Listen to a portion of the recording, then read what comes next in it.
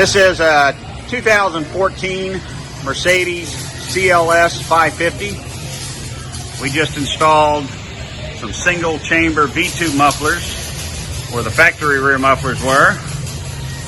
Then we removed the factory resonator and installed a true X pipe there, but left all the factory cats and everything alone. Should give it a nice clean sound. Let's see what it sounds like.